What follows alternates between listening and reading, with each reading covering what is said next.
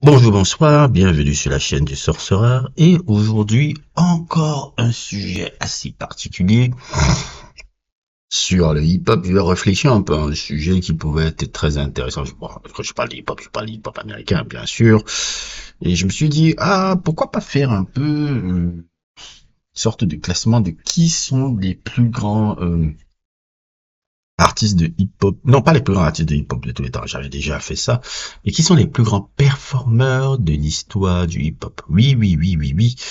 Il y a tu peux être un grand artiste de hip-hop, tu peux faire des trucs, mais parfois aussi tu peux être un gars qui n'est pas forcément un grand performeur. Donc je vais faire une sorte de, pas forcément de classement, mais de recensement un peu de ceux que j'ai considérés comme les plus grands performeurs un peu de l'histoire du hip-hop, en termes d'énergie, en termes de présence, en termes d'attractivité, des gens qui m'ont vraiment, vraiment marqué par rapport à leur performance, par rapport à beaucoup de choses.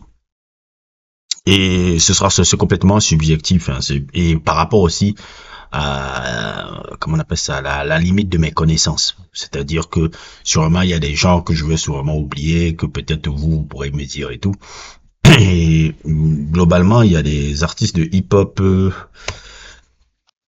quand je vois leurs performances, elles sont toujours fascinantes, elles sont toujours trucs, et d'autres qui sont, oh mon Dieu, pardon, j'ai seulement envie de dormir. Et autres tout, donc là, on va commencer avec un des premiers personnages, LL Cool J. LL Cool J est pour moi l'un des plus grands artistes de hip-hop de tous les temps déjà. Moi, je l'ai mis numéro 2.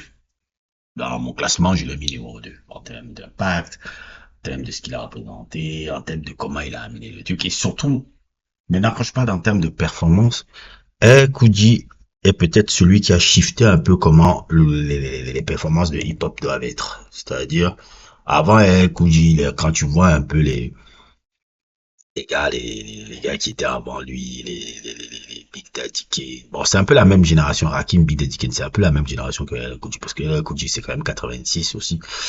Mais tous les gars, là, les Sugar Hill Gang, les autres, tous les rappeurs étaient beaucoup plus sobres. C'est-à-dire que c'était des mecs qui venaient toujours en cagoule. Il n'y avait pas trop d'expression, il y avait des trucs. LL Cool J, non, lui, il n'hésitait pas à être expressif, à montrer son corps déjà. Et ça, c'est quelque chose que on ne voyait pas. C'est le premier rappeur que je voyais, tu voyais montrer son corps en pleine scène. Une énergie qui pouvait rappeler un peu un boxeur, parce que je pense que c'est quelqu'un qui a fait de la boxe aussi. Des trucs, et c'est pour ça qu'il avait autant de punch un peu haute et tout, même quand tu écoutes Ambed, et tu vois Ambed en soirée et haute et tout, l'énergie de LL Cool J, quand je regarde je me rappelle quand je regardais les vidéos et autres et tout, elle est absolument folle. Folle par rapport à tous les artistes hip-hop de l'époque là. Pour moi, c'était le meilleur performeur déjà de l'époque là. De cette époque-là. Il a tout changé dans les trucs. Après, maintenant, tu ajoutes un peu son attractivité physique, la belle gueule qu'il a, le fait que maintenant, tu voyais beaucoup de femmes venir dans les trucs. Les femmes sont venues dans les hip-hop à cause d'elle, Cool J, hein. On va pas se mentir, hein. C'est pas, bon, Rakim était un peu, Big Daddy Kane était un peu aussi une belle gueule, mais Cool J, c'était vraiment un sex symbole et autres, tout. Donc, mélangé à ça, cette force lyriciste, cette, énergie décapante et autres, et tout sur les scènes. Écoute, pour moi, l'un des plus grands performeurs de l'histoire du hip-hop, hands down, qui a redéfini les codes pour beaucoup de générations qui sont venues après. Quand je regarde les artistes hip-hop qui sont venus après, il a dit, oh, vous avez beaucoup piqué chez tonton LL, donc, tonton Todd Smith, donc, écoute, l'un des plus grands performeurs de l'histoire et autres et tout. Method Man et Redman. Ah, ça, ces deux-là, je les mets à tous les deux, hein. Tous les deux. Est-ce que je mettrais le Wu-Tang Clan comme énergie de truc? Oui et non, ça dépend. Et autres et tout, ça dépend. Parfois, ça peut monter, parfois, ça peut descendre. Moi, je ne sais pas. Mais en termes d'énergie folle, Method Man et Redman sont les plus grands performeurs aussi de l'histoire. Ont été parmi les plus grands performeurs de l'histoire du hip-hop. Mon Dieu, dans la période des années 90 et autres, en tout cas, tu vois le show, à partir de Dark Wider et autres, tout, cette énergie de malade mental qu'ils avaient là, c'était absurde. Même par exemple, la tournée Hot Like Life, là où, ouais, les trucs que Chris Brown fait là, maintenant, là, ils volent sur scène, là. Les mecs, ils étaient dans les délits déjà, comme ça, dans les années 90, où ils volaient sur scène. Euh, sur les trucs qui performaient en volant sur scène et autres et tout, dans des trucs de malade mental, une énergie folle, une symbiose, comme les trucs qu'on pouvait croire même que ce sont même des membres familiaux. Je pense qu'ils ont même un peu joué sur ça en disant qu'ils étaient des cousins, alors que c'était pas forcément le cas. Je sais pas, je suis plus sûr de l'information, mais l'énergie incroyable de Method Man et Redman est absolument superbe. C'est pour moi parmi aussi les plus grands performeurs de l'histoire du hip-hop. DMX. DMX était un monstre. DMX était une énergie. DMX c'était un cri, ça. Le mec, quand je regarde souvent, je sais plus c'était où là, le truc de 99 là. Je sais plus où c'était là. Le live de 99, je sais plus c'est dans quel encore festival. Et je regarde l'énergie de DMX qui rentre là. Ah, Woodstock, voilà, c'est ça que je cherchais. Ou le truc de Woodstock, là où il y a mon Dieu, mon Dieu, une boule d'énergie de malade. Le truc de Woodstock de 99, je vous conseille de regarder ça. Allez le regarder, le truc de Woodstock, là. Il est absolument dantesque. En termes de raw énergie haute. Limite même, on aurait pu penser que c'est un groupe de rock et autres et tout là. C'est malade mental. Malade mental. Ce que DMX renvoie à ce show-là. Il y a le show de Woodstock, je vous ai raconté aussi le truc de, comment on appelle encore ça là? Comment ça s'appelle encore le truc? Le truc de Hard Night Life de Jay-Z où il était la première partie, il avait complètement brûlé Jay-Z dans sa propre tournée, ou alors qu'il était la première partie de la tournée et c'est lui qui devenait, lui qui devenait même la star du truc en première. Non, DMX c'était un showman et autres et tout là. Et ce qui était encore assez amusant même dans ces shows, c'était spirituel. C'était spirituel. Le gars te faisait des prières, des trucs avant le show, ou même tu vois les gars pleurer. Voilà, puis parce qu'il vous racontait ça même d'ailleurs. Tu vois les gens pleurer et autres et tout, une bouteille d'alcool qui est comme un peu, comme si c'est un peu mélangé avec du Hennessy, je sais pas quoi, là, et c'est avec on dirait que c'est le sang qu'il est en train de boire. Non, DMX, c'est, une boule d'énergie. Et parfois, malheureusement, on a souvent réduit DMX à cette boule d'énergie-là. C'est-à-dire que, l'énergie que DMX renvoyait là, cette énergie folle un peu qu'il renvoyait là, on a souvent réduit DMX à cette énergie alors que c'est un incroyable lyriciste. Quand vous écoutez les albums, je vous ai fait un sujet sur DMX là, sur ces deux premiers albums là, allez le regarder. C'est un des plus grands lyricistes de l'histoire du hip-hop. Pour moi, il est même beaucoup plus lyriciste que Wannabe Basquiat. Beaucoup plus lyriciste que Wannabe Basquiat et beaucoup plus lyriciste aussi que, je vais dire en Tupac, hein. Beaucoup plus lyriciste. La plume de DMX est incroyable. Ça, les gens l'ont réduit trop à l'énergie qu'il renvoyait, mais quand tu regardes, tu décortiques un peu, je réécoute un peu des sons comme Omen, Damien, Sleeping et autres, et tout, tu regardes un peu l'écriture de ça, tu dis, je savais pas qu'il était, la plume de DMX est incroyable, mais outre ça aussi, l'énergie haute et tout. En tout cas, pour le gars qui veut voir si ce que je veux dire sur DMX, allez regarder le live de Woodstock de 99. Allez regarder ça. Quand je regarde ça, rien qu'en parlant même encore, j'ai même les frissons encore en regardant ça. Imagine alors si j'étais là-bas. Non, c'est of DMX, one of the greatest to ever do it, one of the greatest performer of all of time. Hands down. Ah oui, oui, oui, on peut pas ne pas parler de lui, on peut pas parler de pas lui. passion, qu'est-ce qu'on a, j'ai pas déjà dit sur le gars là, sur le sujet, passion, rawness, euh, moi je sais pas, tu sais, quelqu'un qui a un peu pris le truc de LL Cool J, parce que je pense que LL Cool J l'a beaucoup influencé dans ces trucs de performance, pour l'amener encore à sa sauce, à sa propre dimension et autres et tout.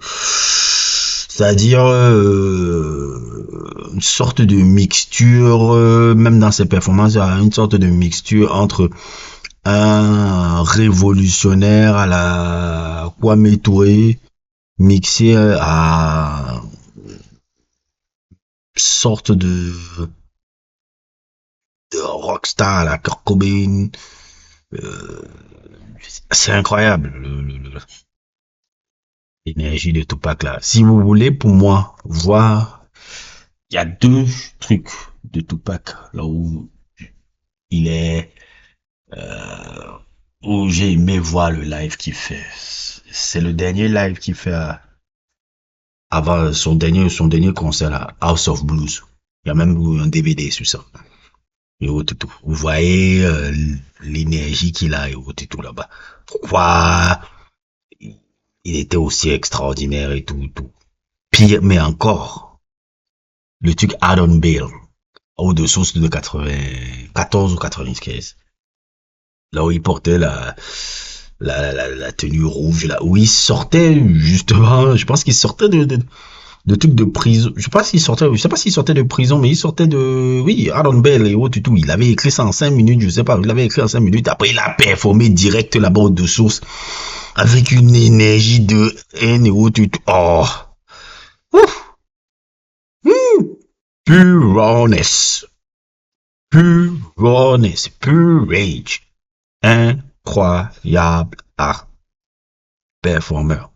L'un des plus grands aussi. L'un des plus grands en termes d'authenticité, de pure rawness et tout Tupac. Hands down.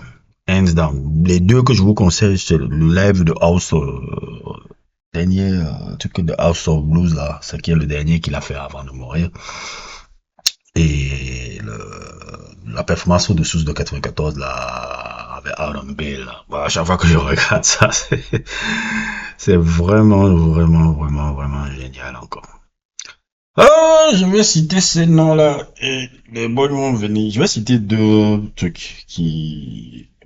Les boys vont me dire, oh non, mais si j'étais Glass Malone là, Glass Malone, oh, ils sont pas street urban culture là, puisque Glass Malone, c'est pour moi le professeur de la nègrerie là. Je ferai même un sujet un peu sur Glass Malone là et son podcast là. Très intelligent, très truc et autres et tout, mais quoi c'est un peu dangereux d'écouter un gars comme ça là et tout, même si je valide certaines choses qu'il dit, mais il y a certains trucs que c'est la philosophie que le mec là, en fait, pour faire un peu une digression, Glass Malone un peu est en train de veut comment on appelle ça, je sais pas codifier, mais comment dire le mot. Le Vic Wanda entre dans mon corps. Glorifier et voilà, intellectualiser la négrerie. Il est en train d'intellectualiser la négrerie. Alors que c'est des conneries, le gangbang bullshit. Alors que c'est des conneries quand tu réfléchis, quand tu sais bien ce que c'est. Mais il en parle, il est tellement intelligent, il est tellement aussi éloquent, qui la rend intellectuelle un peu. La culture gangbang, ce que j'appelle la négrerie, là. On fera un sujet sur ça et autres et tout après, et autres et tout et tout. Je parlais même encore de qui? Je crois que je parlais de qui là encore? C'était oui, je disais que oui, Glass Malone n'aimerait pas que je parle de ces gars-là parce qu'il sait pas street urban culture. Ben, je vais en parler, c'est mon truc et tout. J'essaierai de vous faire un sujet sur ces mecs. J'essaierai, je ne sais pas l'angle. Je ne sais pas comment je vais aborder ça. Je vous le lance tout de suite. Beastie Boys, c'était des dingos. Beastie Boys, ah oui, je sais que là, mes négros vont dire, oh oui, comment tu parles des blancs là, des juifs. des juifs, middle class, fils de riches, white boy, qu'est-ce que tu me dis là, déjà, je mets déjà un truc de côté. Les Beastie Boys étaient des incroyables musiciens. Les trois gars que vous voyez là, sur devant vous là, ce sont des musiciens déjà. Tout ce que vous entendiez, si vous avez suivi les albums, parce que je sais souvent que les négros ne suivent pas trop les albums de Beastie Boys, à part si tu es Tech Nine.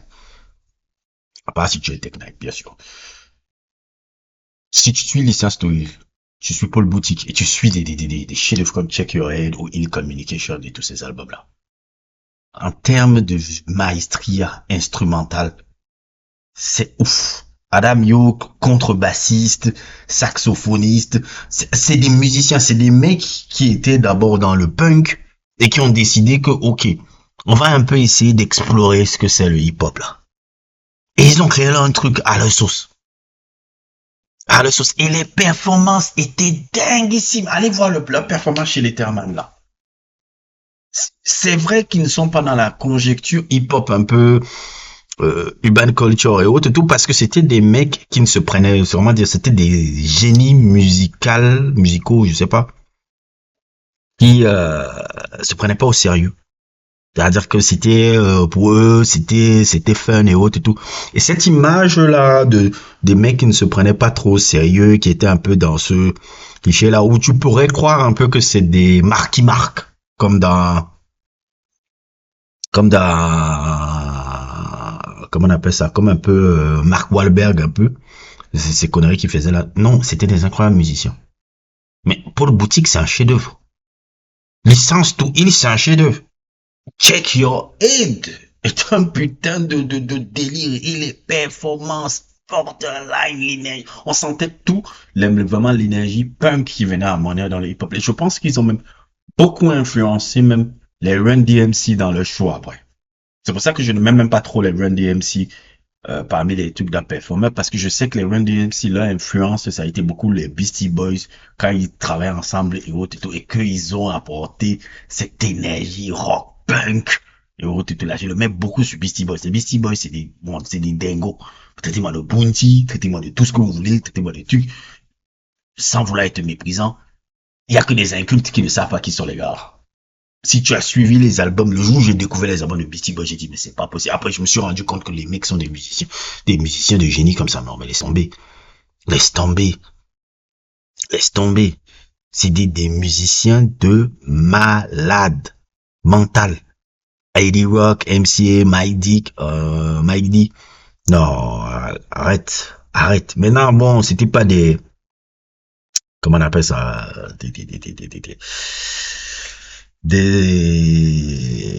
comment on appelle ça, c'était pas on appelle ça des rappeurs de trucs, mais dans l'instrumentation, hein, non, laisse tomber. Quand tu écoutes des Beastie Boys, c'est pas pour le rap, c'est pas pour les lyrics ou les trucs, mais putain, l'instrumentation de ce truc là, c'est tout, et l'énergie, le côté punk, le côté truc, et surtout le côté musicien. Quand je regardais la live, je dis, mais putain, je savais pas qu'ils étaient des musiciens comme ça. C'était ouf, oufissime. Beastie Boys, parmi les meilleurs performeurs de l'histoire. Je vais les mettre dans le truc hip-hop un peu parce que bon, ils ont quand même participé à l'histoire de cette musique-là. Parmi les meilleurs. Oh, ouais. Thème d'énergie, parce que tu voyais l'énergie punk là qu'ils renvoyaient et autres et tout. Dans la continuité un peu aussi de là, je vais aussi digresser puisque je vais pas entrer dans les codes de Monsieur Glass Malone qui nous dit Street Urban Culture. J'aime Zach de la Rocca. Ah oui, Zach de la Rocca de Gaz de Machine. C'était des dingos. Maintenant, on va me dire, ah, mais non, Gaz de Machine, c'est le métal et autres et tout. Je vous ai fait un sujet sur Gaz de Machine et autres et tout. Gaz de Machine, quand tu écoutes Zach de la Rocca, c'est limite comme les textes de Zach de la Rocca, c'est limite comme les textes engagés de Tupac. Allez écouter Wake Up. Allez écouter, comment il s'appelle encore là, Bulletproof. Il s'appelle encore le son là, putain, je commence à oublier les noms. Hein. Killing the Name, Know Your Enemy, Freedom, Bomb Track, Bull on the Pad. Allez écoutez tout ça. Ouais, que les gars là sont censurés des radios là depuis 2004, pourquoi? L'énergie de fou, de malade, Giro, tout.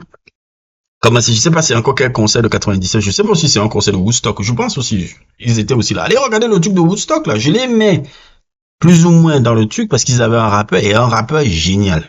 Allez voir le truc de Woodstock de 99 là où ils brûlent le drapeau américain là. Allez voir le show là, allez voir l'énergie là, à l'époque où Zach de la Rocca était encore énervé comme malade là. Allez voir le show de Woodstock là. Mais c'est du malade. Le flow de Zach de la Rocca qui colle avec la basse de malade de Tim Comerford, la guitare de fou de Tom Morello à la femme Zappa. J'oublie même encore le gars, le batteur encore derrière, parce que j'oublie souvent le nom du batteur tout le temps. Arrêtez, arrêtez, on va quand même mettre ces mecs. Je vais quand même mettre Zach de la Rocca. Il mérite d'être cité. Parmi, pour moi-même, les plus grands MC de tous les temps. C'est seulement qu'il était dans un style musical qui fait que l'on ne parle pas. On a dit ils font du métal, ils le font. C'est pas, c'est pour les blancs. Non, ce n'est pas ça. C'est que vous êtes des oiseaux qui ne comprenez même pas. Je parle à mes amis négros. Hein. Les gars là, c'était pas le métal truc. Il y avait du funk, il y avait du groove, il y avait du G-funk. Il y avait aussi, oui, de la métal, du post-punk. Il y avait tellement de genres là-dedans. Dans Rise Against the Machine. Tu peux pas les définir vraiment, oh, c'est un groupe de métal. Non. Il y avait beaucoup de choses qu'ils ont créé. Ils ont créé un nouveau son. Un nouveau son qui a malheureusement aussi, comment dire un peu, amené un peu des groupes un peu bidons qui ont été, bon, même si j'ai aimé ça quand j'étais petit, les Linkin Park, Crazy Town, et tous ces tocards de new metal un peu qu'on a pu voir un peu apparaître un peu après l'émergence de Rise Against the Machine. Mais c'est un groupe qui était engagé, c'était un groupe, certains diront que c'était un peu des démocrates socialos, euh, ben, en termes de lyricisme, de trucs, Zach de la Rocca n'a rien à envier au plus grand rappeur de l'histoire du hip-hop, hein. Zéro. En termes d'énergie, de trucs. Et en live, cette énergie punk qui mêlait avec ce lyricisme là, puisque c'est aussi, il venait aussi des shows punk, parce que son énergie venait des shows punk, comme je l'avais fait dans mon sujet du groupe de Zach de la Rocca avant qu'il ne forme Rise Against the Machine, Inside Out. D'ailleurs, même le nom Rise Against the Machine vient d'un son du groupe de punk de Zach de la Rocca qui s'appelait Inside Out et tout. Voilà. Moi, je l'aimais aussi là-dedans. Maintenant, si on me dit, ah non, c'est pas hip-hop et autres et tout, je dis, il y a un rappeur là, il y a un rappeur qui était exceptionnel. Allez écoutez là. Maintenant, je pense que les Noirs commencent à mieux comprendre un peu Zach de la Rocca, parce qu'ils l'ont un peu mis dans le truc. Quand je vois les réactions vidéo des Noirs qui découvrent maintenant la musique de Rise Against the Machine maintenant, parce qu'il y a des réactions vidéo de Rise Against the Machine. Je vois beaucoup de Noirs maintenant réagir sur Rise Against the Machine, se dire, ah, mais je savais pas qu'il disait ça. Ah, mais je savais pas qu'il disait ça. Ah, je savais pas qu'il disait ça. Je dis, mais c'est ça. Les gars là racontaient ça. C'était pas un truc de Blanco. Wesh, je sais pas quoi là, mais vous savez ce que j'en pense avec les clichés. Je suis un Camerounais qui a toujours voulu sortir de ça. Zach de la Rocca, Rise Against the Machine, vous étiez des bons. Vous étiez des bons, je vous mets là-dedans aussi.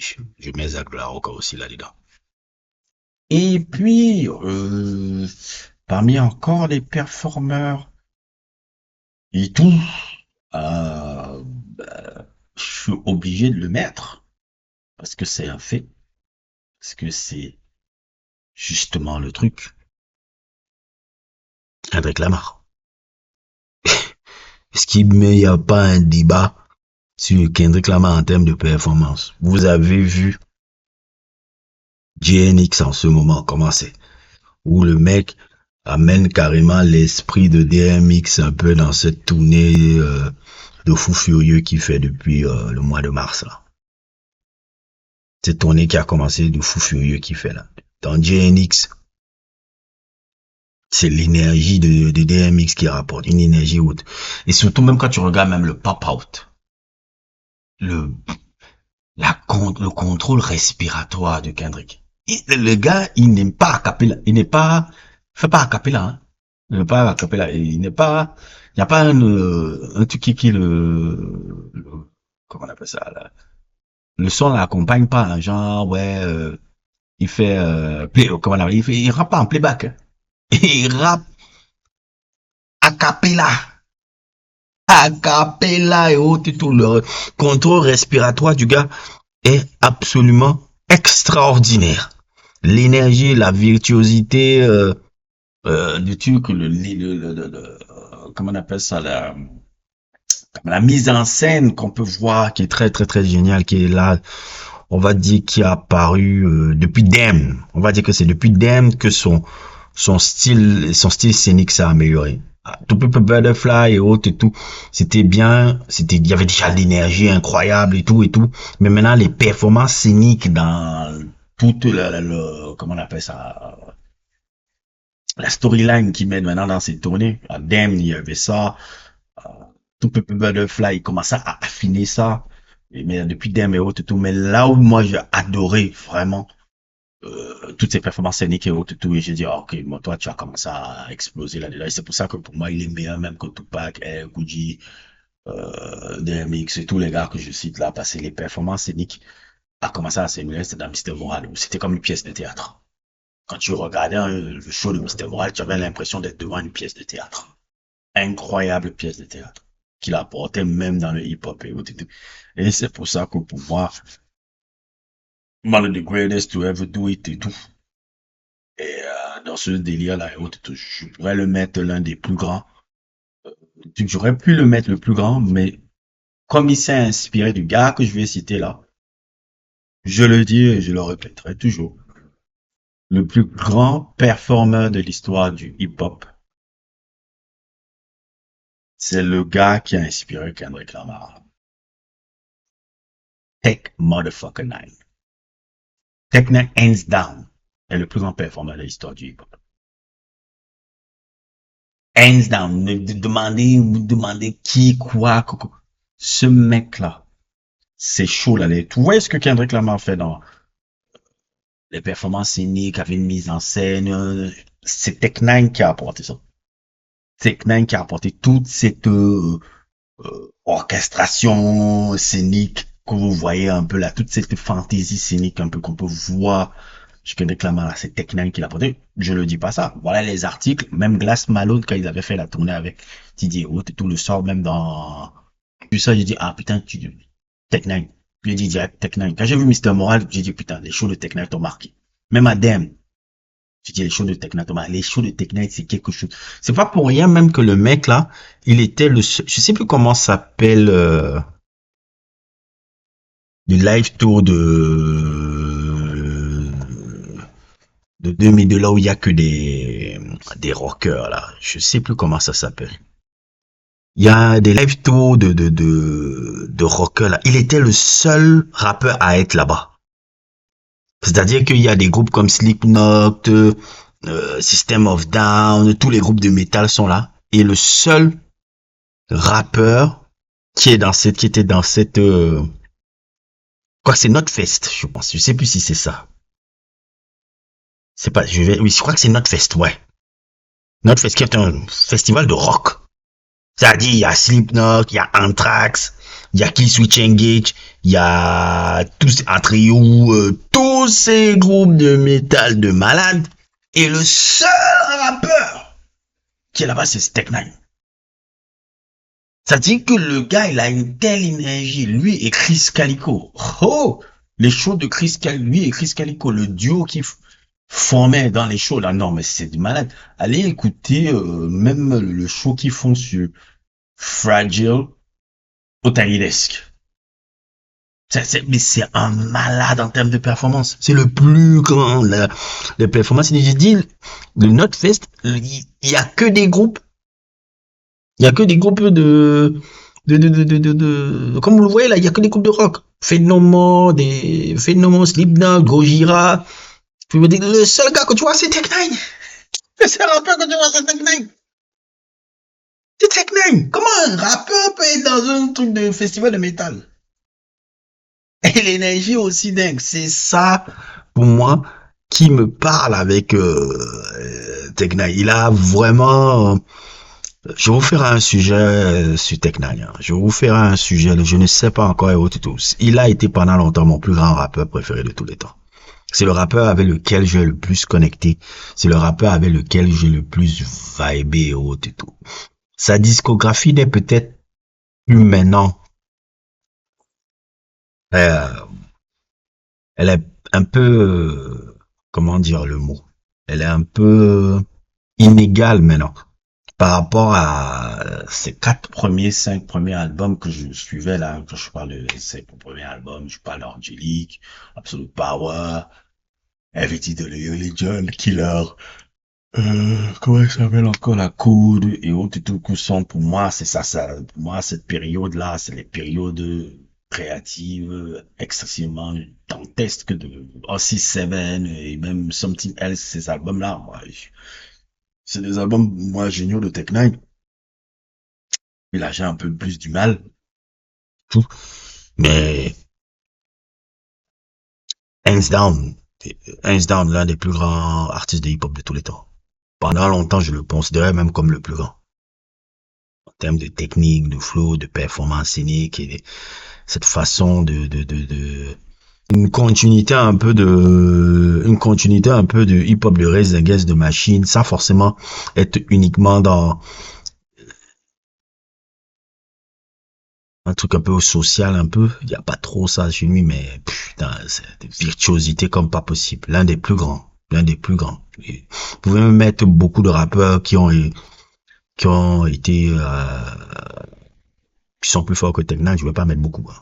Je vais pas mettre beaucoup. Pour moi, il était le plus grand là. Après, avec le truc, même quand je l'ai fait dans mon classement, là, je l'ai mis maintenant numéro 3. Mais sachez-le que le gars là, il était numéro 1. Il n'était pas numéro 3 dans mon classement. Il était numéro 1 incontesté pendant plus d'une dizaine d'années. Et d'ailleurs, même si vous voyez même mon look, la petite barbichette que je laisse là, et même le look que j'apparais là, ne croyez pas que c'est par hasard que je fais ce look là.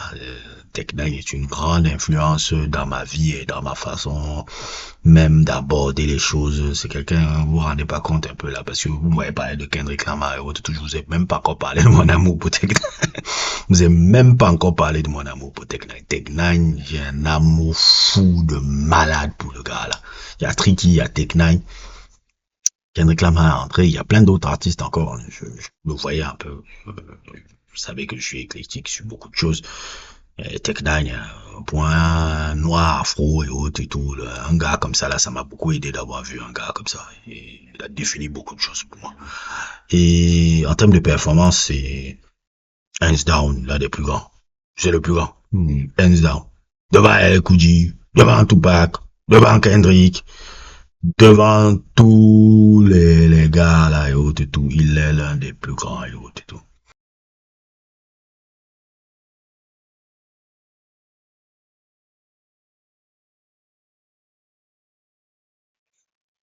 Bref, c'était ma liste des plus grands artistes, des plus grands performeurs de l'histoire du hip-hop, en espérant que ça vous plaise. Si vous avez des noms à me donner, euh, n'hésitez pas à me le dire et tout, oui, comme d'habitude. N'hésitez pas à liker, n'hésitez pas à vous abonner et à plus pour notre aventure.